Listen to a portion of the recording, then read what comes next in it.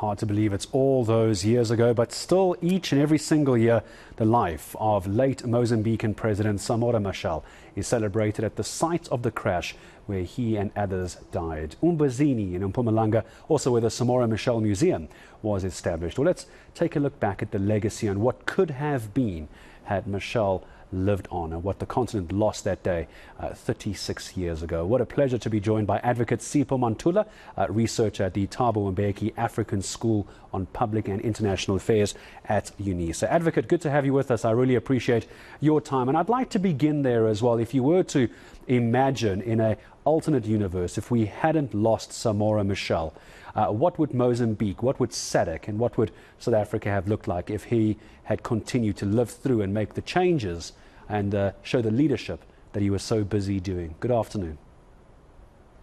Good afternoon and Jumbo Africa to your viewers.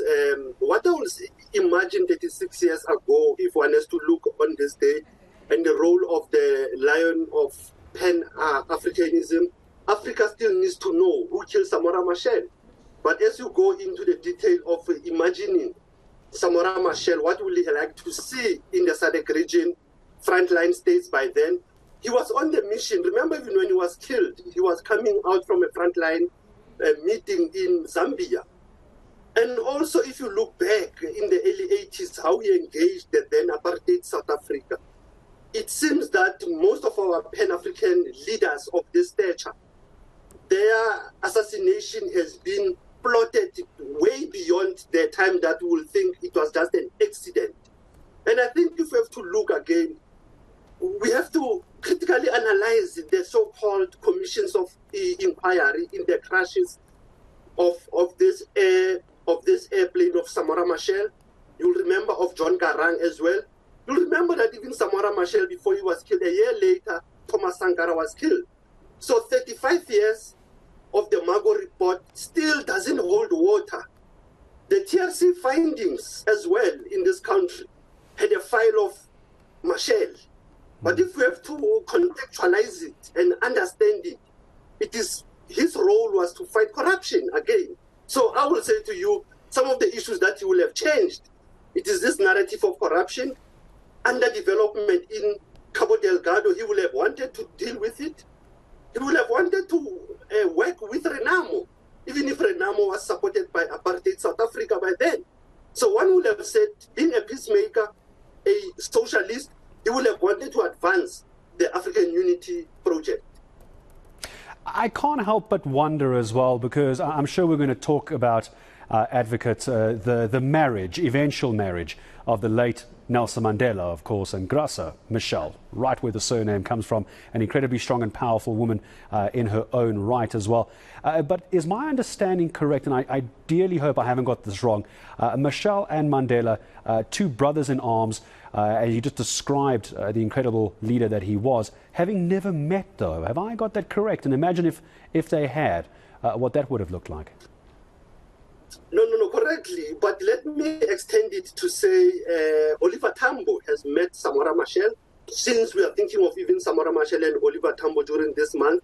But when you look at the relation of Oliver Tambo, Mandela, and Samora Machel, and many other Pan-African leaders during their era, it was that they were able to contextualize the struggle against the apartheid.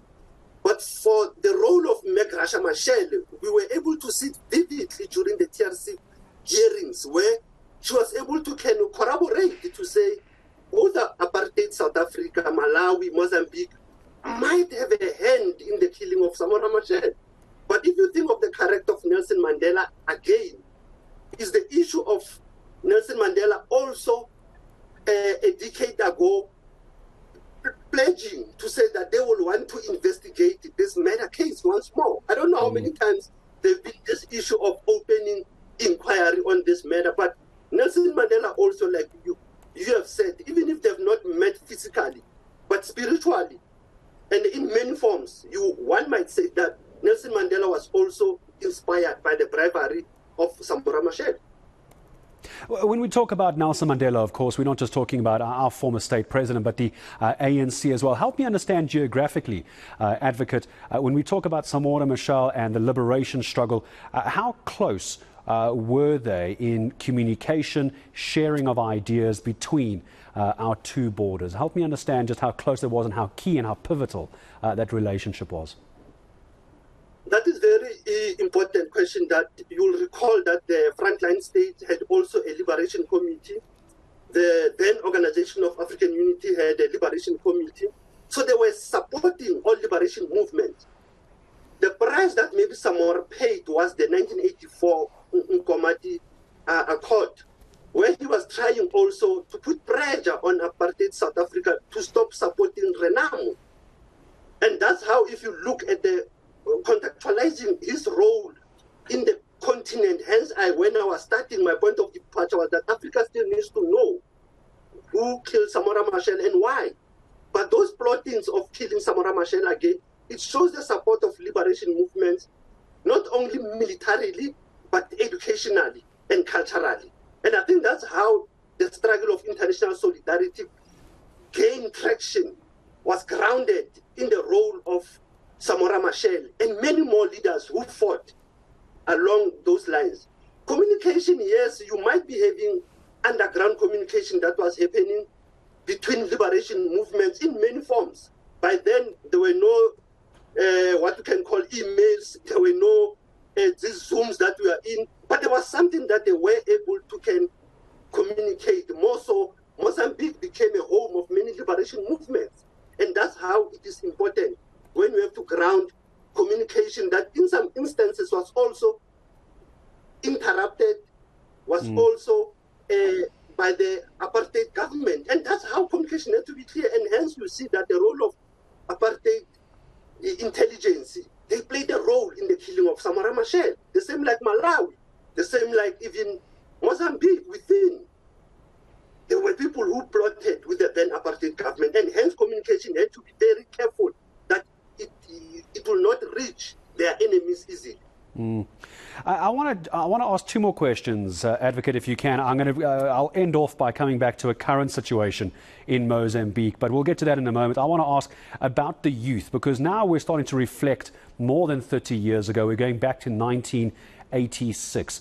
The relevance and the importance for the youth of South Africa, of Mozambique, of SADC, of the world, to understand how important Samora Machel was. Are you concerned at all that we're going to start seeing the memory and the relevance of Samora Machel fading into the annals of history? One of our legends, poet who passed on just recently, Don Matera, always reminds us that memory, it is the weapon.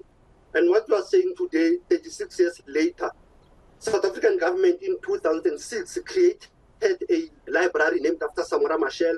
It will say that the youth are able to grasp with the knowledge and the understanding.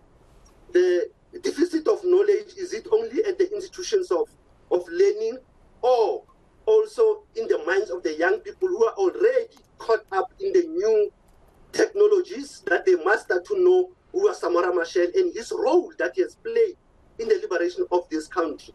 And that's how it is important of creating that memory and to explain how his vision on the continent, how it was. And one will recall that the youth, for them now, it's easily when you have to connect these political biographies or histories through culture. Miriam Makeba came with a song, A Luta Continua, of Mozambique in 1981, a very important milestone that if we want to sanitize the minds of the youth, we want to re-educate the young people of this country and of this region, of SADC and the African continent, is to start to put into curriculum.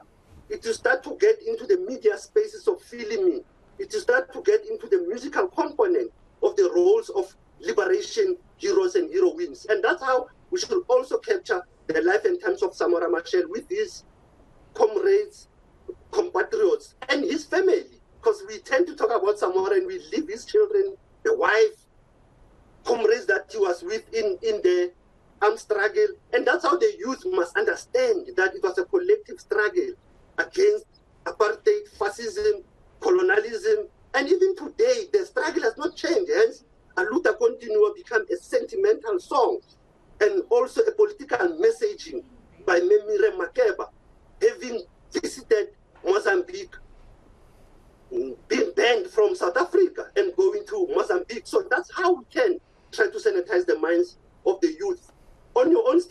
Brother Dan Moyani, who also is a knowledge, is a working encyclopedia. He's got memory about what happened on this day. So such elders are the people that we have to bring towards the young people and engage on the life and times of Samora Machel. Yeah, it's such a shame, isn't it, Advocate, that I'm standing in for Dan Moyane today, because I can only imagine the conversation. Dan, who is an elder, not just a media elder, but very, very entrenched in the history and the coverage around the death of Samora Machel. It's a real shame Dan isn't here. I would love to have heard your conversation with him. And a well-known writer and poet, and I want to quote before I move on to my last question, "The blood of Samora sealed the knot of unions between the Mozambican people and the South African people." I'm going to ask you, just in conclusion, Advocate, from the international affairs, I'm going to bring us back into current affairs for a second. I would just like to get your thoughts. I can't help but ask the situation in Cabo, Delgado. Years and years of violence, millions of people displaced. What is happening there at the moment? What's your interpretation of why the world is simply ignoring Cabo Delgado? One can say that we have to be optimistic because we have the SADC mission there. South Africa has played a role. Botswana has played a role. We see Rwanda is there also. We see the role of Russia. But what one has to unearth or unmask about Cabo Delgado is the underdevelopment. And also, when I visited Mozambique at some point, when I was in Beira, I knew that the issue of natural resources will also be an appetizer to the former colonizers, also to the multinationals. So you have a problem of natural resources being looted, exploited at the expense and at the price of ordinary people. And also you've got what we call a new Islamic jihadist movement that is moving in the border of Mozambique, Tanzania and Malawi.